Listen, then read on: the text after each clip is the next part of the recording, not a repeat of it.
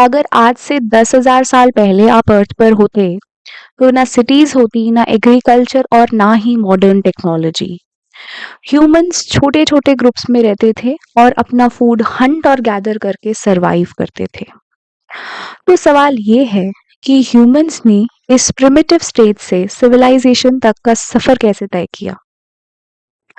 इन्हीं सवालों का जवाब ढूंढने के लिए हम ये यूनिट पढ़ रहे हैं, जिससे हम समझ सके कि अर्ली ह्यूमंस ने ग्रेजुअली कैसे ह्यूमन सिविलाइजेशन की फाउंडेशन क्रिएट करी। हेलो एवरीवन, आप सबका इस चैनल पर स्वागत है। ये लेक्चर एमए हिस्ट्री के स्टूडेंट्स के लिए है जो MHI 101 ancient and medieval societies course पढ़ रहे हैं अंडर इग्नू। ये टॉपिक सिर्फ इग्नू स्टूडेंट्स के लिए ही इम्पोर्टेंट नहीं है, बल्कि ये concepts UPSC civil services exam के हिस्ट्री ऑप्शनल और UGC NET JRF history students के लिए भी रिलेवेंट है। तो चलिए शुरू करते हैं। अगर हम बहुत पुराने समय में जाए, लगभग 3000 मिलियन ईयर्स अगो, तब अर्थ पर लाइफ की शुरुआत हुई थी। शुरू में लाइफ बहुत सिंपल फॉर्म में थी, like blue green algae, simple bacteria. लेकिन धीरे धीरे लाखों करोड़ों सालों के एवोल्यूशन के प्रोसेस से यही simple life forms complex beings में डेवलप हुई, और इस लॉन्ग जर्नी का रिजल्ट है आज का मॉडर्न ह्यूमन बीइंग। अब एक इम्पॉर्टेंट बात यह है कि पहले के समय में ओरिजिन ऑफ मैन को समझने के लिए लोगों के पास साइंटिफिक टूल्स नहीं थे। इसलिए अलग अलग सोसाइटीज और रिलीजन्स ने अपने अपने तरीके से ह्यूमन ओरिजिन को एक्सप्लेन किया। रिलीजियस थ्योरीज के अकॉर्डिंग मनुष्य की उत्पत्ति को डिवाइन या सुपरनैचुरल पावर से जोड़ा गया। आज के समय में हम साइंटिफिक एविडेंस के बेसिस पर ओरिजिन ऑफ मैन को समझते हैं, मतलब फॉसिल्स, बोन्स, टूल्स, उनके एनवायरमेंटल रिमेन्स और दूसरे एविडेंसेस के थ्रू साइंटिस्ट ये जानने की कोशिश करते हैं कि ह्यूमन बीइंग्स का डेवलपमेंट कैसे हुआ। यहाँ पर दो डिसिप्लिन्स बहुत इंपॉर्टेंट हो जाती है, आर्कियोलॉजी और एंथ्रोपोलॉजी। आर्कियोलॉजी हमें अर्ली ह्यूमंस के मटेरियल रिमेन्स के थ्रू उनकी लाइफ को समझने में हेल्प करती है, जैसे आर्टिफैक्ट्स, फॉसिल्स, उनकी सेटलमेंट्स वगैरह वगैरह। वहीं एंथ्रोपोलॉजी ह्यूमन बीइंग्स को और ब्रॉड सेंस में स्टडी करती है, जैसे उनके फिजिकल फीचर्स, उनका बिहेवियर, कल्चर और सोसाइटी के कॉन्टेक्स्ट में। अर्ली ह्यूमंस की लाइफ आज की तरह सेटल नहीं थी। वो मेनली हंटर गैदरर्स थे, जिन्हें हम फोरेजर्स भी कहते हैं। इसका मतलब है कि वो अपना फूड नेचर से कलेक्ट करते थे, जैसे फ्रूट्स, सीड्स और एनिमल्स का हंटिंग करना। उनकी लाइफ डायरेक्टली एनवायरनमेंट पर डिपेंड करती थी। अब ह्यूमन एवोल्यूशन को समझने के लिए हमें उसके दो इंपॉर्टेंट एस्पेक्ट याद रखने चाहिए। पहला है बायोलॉजिकल एवोल्यूशन, यानी ह्यूमन बॉडी में जो फिजिकल और एनाटॉमिकल चेंजेस आए हैं ओवर टाइम। और दूसरा है सोशो कल्चरल एवोल्यूशन, यानी tools development, social life, behaviour, thinking और कल्चर का डेवलपमेंट। इसलिए जब हम ह्यूमन एवोल्यूशन पढ़ते हैं तो हम सिर्फ इंसान को एक बायोलॉजिकल या एनाटॉमिकल बीइंग के रूप में नहीं जानते, बल्कि एक फिलोसॉफिकल और सोशल बीइंग के रूप में भी समझते हैं। यानी ह्यूमन बीइंग सिर्फ बॉडी नहीं है, बल्कि सोचने वाला, समाज बनाने वाला, कल्चर क्रिएट करने वाला प्राणी भी है।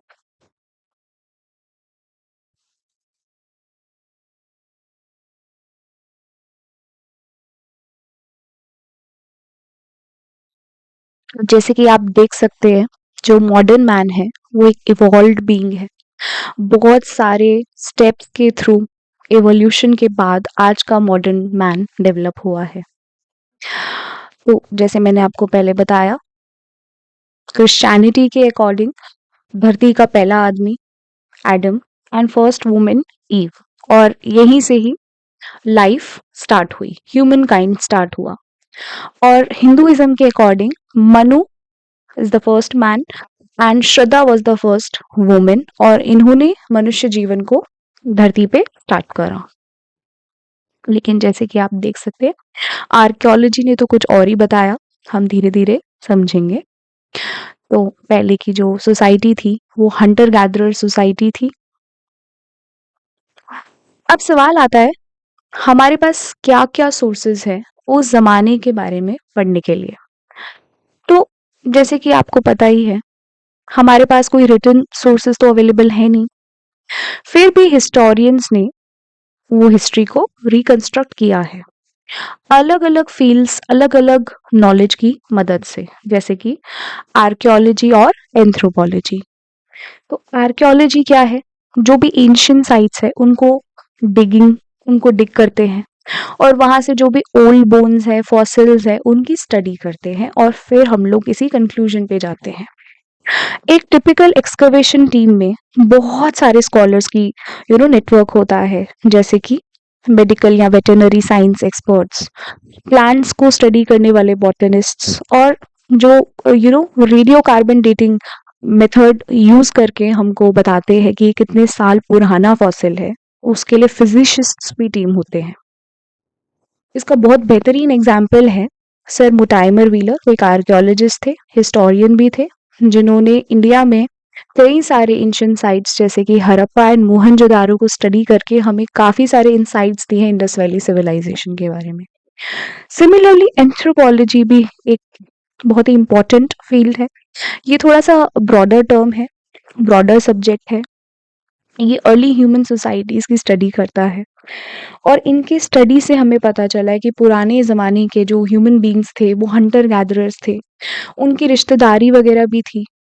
बहुत सारे एंथ्रोपोलॉजिस्ट जैसे कि जॉन गुडेल एंड आर.बी. ली ने अपने काम से हमको बहुत सारे इंसाइट्स दिए हैं, जैसे कि ये है जेन गुडेल। तो जेन गुडेल जो थी उन्होंने चिंपैंजीज के बिहेवियर को स्टडी किया। पहले ऐसा माना जाता था कि सिर्फ इंसान ही है, ह्यूमन बींग्स ही है जो टूल्स का यूज करते थे, लेकिन जेन गुडेल ने अपने स्टडीज के थ्रू हमें एक्सप्लेन करा कि चिंपैंजीज भी टूल को यूज करते हैं। उसके बाद जैसे आर बी ली ने एक स्टडी करी थी कुंग बुशमैन नाम के एक ग्रुप में, एक ट्राइबल ग्रुप है जो प्रेजेंट डे साउथ अफ्रीका में रहते हैं। तो इन्होंने इनकी स्टडी करी और इन्होंने ऐसे एविडेंसेस दिए कि जिस प्रकार ये ट्राइबल ग्रुप आज रहता है ठीक उसी प्रकार पुराने जमाने के हंटर गैदरर यानी कि अर्ली मैन भी जिया करते थे।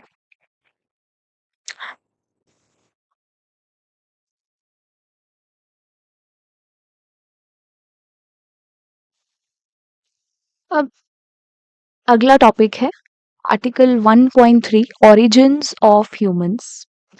तो जैसे कि हमें पता है ह्यूमंस ओरिजिनेटेड इन अफ्रीका। हमारे जो अर्लीस्ट नोन एंसेस्टर है उनको हम ऑस्ट्रेलियोपिथेकस के नाम से जानते हैं।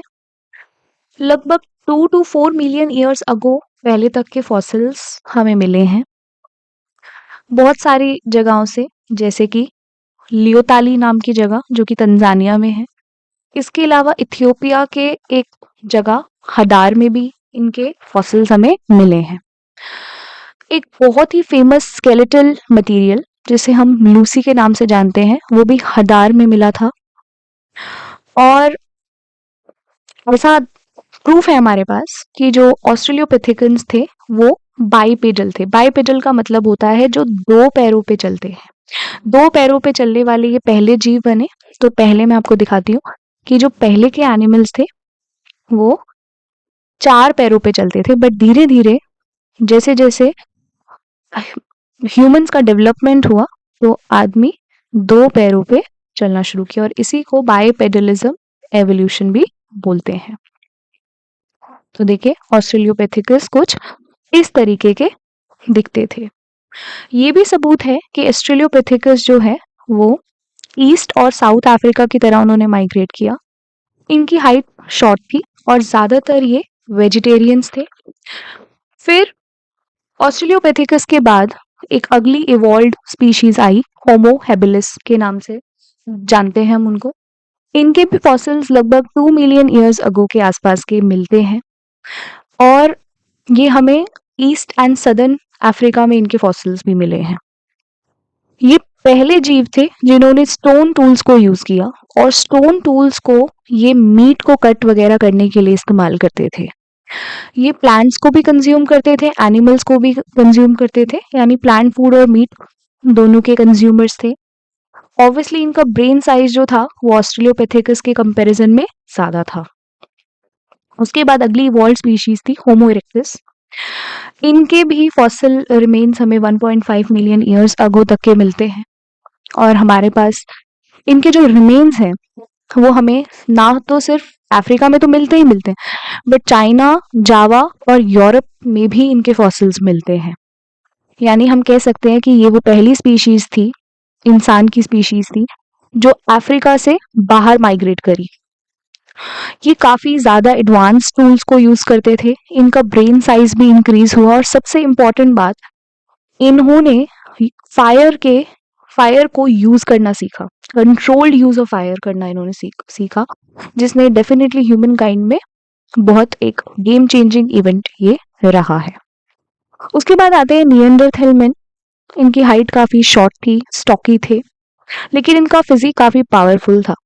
इनके फॉसिल्स हमें लगभग 3,50,000 ईयर्स अगो तक के मिलते हैं, और ये भी स्टोन टूल्स का यूज़ करते थे, लेकिन अभी तक भी कोई कॉम्प्लेक्स लैंग्वेज या आर्ट का डेवलपमेंट नहीं हुआ।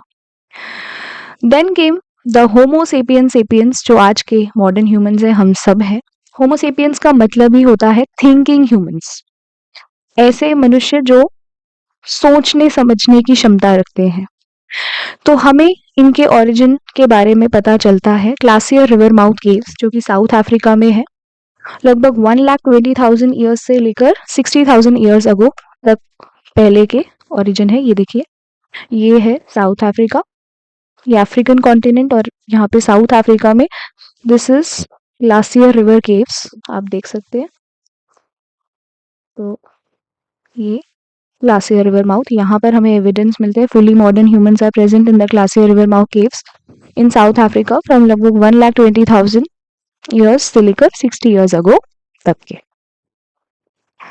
अच्छा, ये वेस्ट एशिया में भी अपेयर हुए लगभग 90,000 ईयर्स अगो। देखिए, ये वेस्ट एशिया, ये वाला पोर्शन है, यहाँ पर भी ये लगभग 60,000 ईयर्स पहले पहुंचे, और ये देखिए वेस्ट एशिया 60,000 नहीं, लगभग 90,000 ईयर्स पहले पहुंचे। और अगर मैं अर्ली ह्यूमंस की बात करूं, वो अफ्रीका से बाहर नहीं निकले थे, या अफ्रीका से बाहर निकले थे, आई एम सॉरी, लेकिन बहुत सारी जगह उन्होंने अभी तक भी हैबिटेबल नहीं थे उनके लिए, जैसे कि ऑस्ट्रेलिया हो गया, अमेरिका हो गया, इन जगहों पे अभी तक भी उन्होंने डेरा नहीं डाला था। लेकिन होमो सेपियंस ने ऐसी अर्थ पे जो भी जगह जहां पर भी ह्यूमन सरवाइव कर सकते हैं, रह सकते हैं, उन्होंने सारी जगहों पे अपने आप को अपने आप को कॉलोनाइज करा। और फिर लगभग 60,000 ईयर्स अगो पहले वो ऑस्ट्रेलिया भी पहुंचे, और फिर 20,000 साल पहले वो अमेरिकन कॉन्टिनेंट भी पहुंच गए।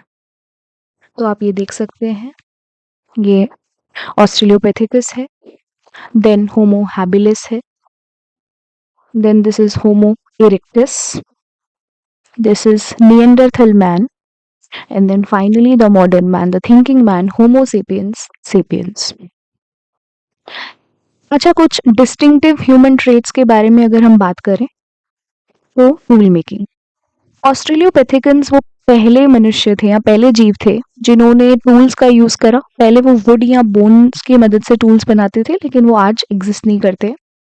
फायर की डिस्कवरी हुई, फायर की डिस्कवरी से तो मनुष्य को बहुत फायदा हुआ, जैसे उनको वार्मथ मिली, वो जंगली जानवरों से खुद को प्रोटेक्ट करते थे, और पहले वो कच्चा खाना खाते थे, कच्चा मीट वगैरह कंज्यूम करते थे, जिसकी वजह से उनकी डाइजेशन भी अच्छी नहीं थी। लेकिन खाने जैसे फायर की डिस्कवरी की वजह से अब वो कुकिंग करने लगे, जिससे उनके डाइजेस्टिव इश्यूज भी सॉल्व हुए। मनुष्य ने लैंग्वेज और कम्युनिकेशन को भी इनोवेट किया, कॉम्प्लेक्स लैंग्वेज सिस्टम डेवलप किया।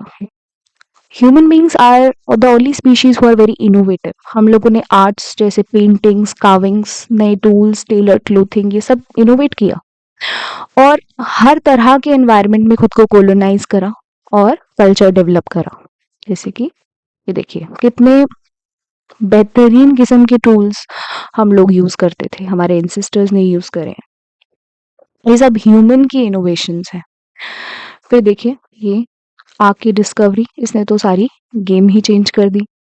ये देखिए ये फ्रांस के लॉस कॉक्स में एक केव पेंटिंग है जो कि अर्ली ह्यूमंस ने ही बनाई है। तो आप देख सकते हैं कलर का टेक्सचर कितना ब्यूटीफुल लग रहा है। ये तो ह्यूमन बींग्स ही ये सब कर सकते हैं और कोई जानवर ये सब नहीं बना सकता। देखिए early man tailored clothing use करते थे, वो कपड़ों को सिल के पहनते थे और कोई और जानवर इस तरीके के कपड़ों को नहीं पहनता ना बना सकता है। ये जर्मनी के वोगल हर्ट में आइवरी हॉर्स मिला, ये भी अर्ली ह्यूमन बींग्स ने ही क्रिएट करा है। ओके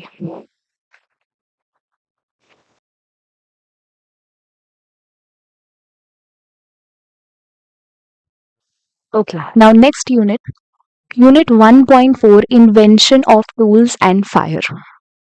तो एक टाइमलाइन हम समझते हैं।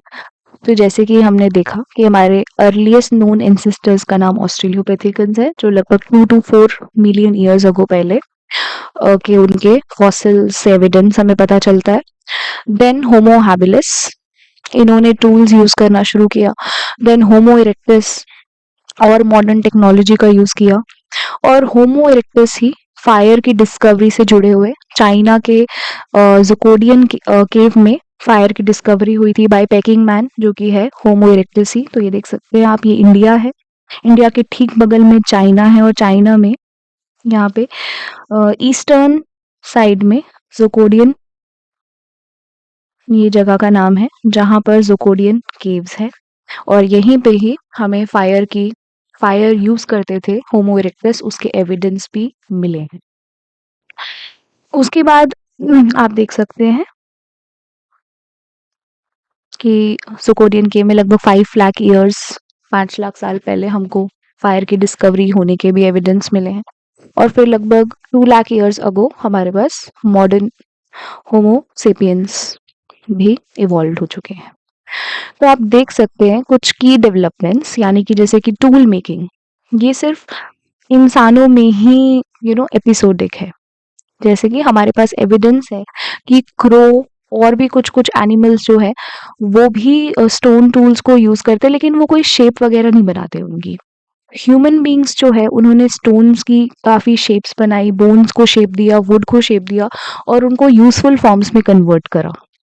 पहले के जो इनोवेशंस की अगर हम बात करें, स्टोन से वो कंटेनर्स वगैरह बनाते थे। ज़्यादातर पॉसिबिलिटी है कि वुमेन ने ही इनको इन्वेंट किया है, क्योंकि वुमेन को जो ये कंटेनर्स वो जो बनाते थे उनसे वो फूड गैदर करने में उनको हेल्प होता था। इनफैक्ट बच्चों को संभालने में भी उनको काफ़ी मदद मिल जाती थी।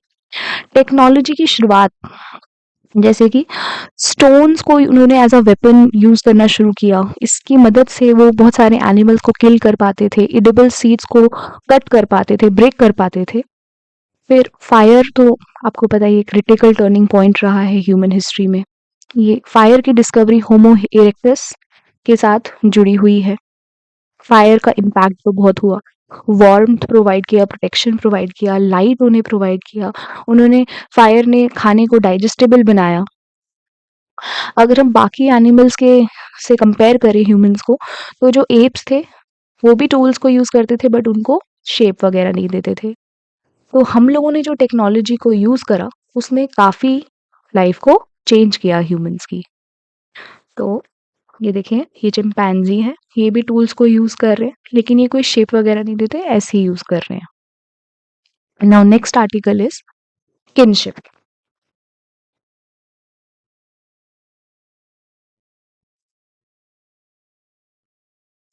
सबसे पहले समझते हैं कि किनशिप का मतलब क्या होता है। किनशिप का मतलब है वो रिलेशन जो डिसेंट यानी कि खून का रिश्ता और मैरिज अलायंस शादी के रिश्ते पर बेस्ड होता है। एंथ्रोपोलॉजिस्ट आर फॉक्स कहते हैं कि ह्यूमंस ने डिसेंट और अलायंस को कंबाइन करके एक नया सिस्टम बनाया। सिर्फ इंसान ही है जो शादी के बाद दूसरे ग्रुप से रिश्ता जोड़ते हैं। जैसे जब एक लड़का और लड़की की शादी होती है तो जो लड़के की फैमिली होती है, लड़की का उनके साथ भी कनेक्शन हो जाता है और सिमिलरली लड़के का भी कनेक्शन हो जाता है अपनी वाइफ की फैमिली के साथ।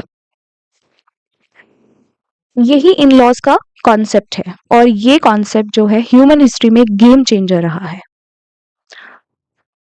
तो किनशिप जरूरी क्यों था? बेसिकली बायोलॉजिकल कनेक्शंस जो होते हैं वो बहुत ही ज्यादा नैरो होते हैं, लेकिन किनशिप को हम कन्वेंशंस के हिसाब से कितना भी बड़ा कर सकते हैं। अब इसका फायदा क्या है? सबसे बड़ा फायदा है सर्वाइवल। मुश्किल वक्त में जैसे फूड शॉर्टेज या किसी दुश्मन के हमले के वक्त लोग अपने रिश्तेदारों पर डिपेंड कर सकते थे। सेकंड, रिश्तों की वजह से इंफॉर्मेशन एक ग्रुप से दूसरे ग्रुप में बहुत जल्दी जल्दी और आसानी से पहुंच जाता था। तीसरा, इससे जीन्स का एक्सचेंज बड़े एरिया में होता था जो बायोलॉजिकल सर्वाइवल के लिए बहुत ही ज्यादा अच्छा था। लेकिन ये शुरू कहां से हुआ? तो बेसिकली ये शुरू कहां से हुआ, इसके पीछे भी एक बहुत ही इंटरेस्टिंग थ्योरी है, the shift to non vegetarian diet. जब होमो इरेक्टस ने बड़े जानवरों का शिकार शुरू किया तो सेक्सुअल डिवीजन ऑफ लेबर पैदा हुई। जो आदमी थे वो हंटिंग के लिए गए और जो वुमेन थी वो गैदरिंग में इन्वॉल्व हुई। अब शिकार के लिए मोबिलिटी और ताकत चाहिए थी, वहीं गैदरिंग जैसे कि फल फ्रूट को इकट्ठा करना वो बच्चों के साथ भी किया जा सकता था।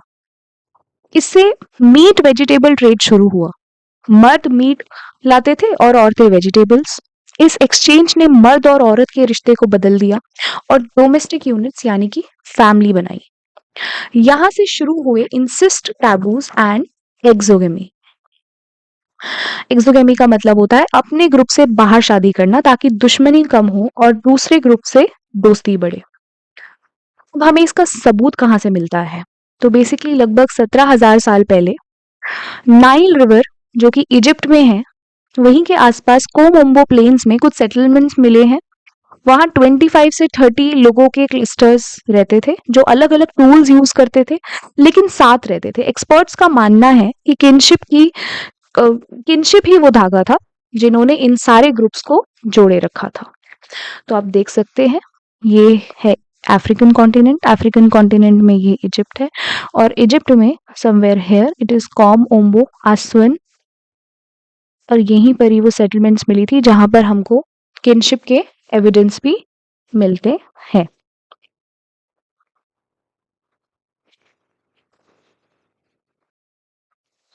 तो दोस्तों आज के लेक्चर के लिए बस इतना ही।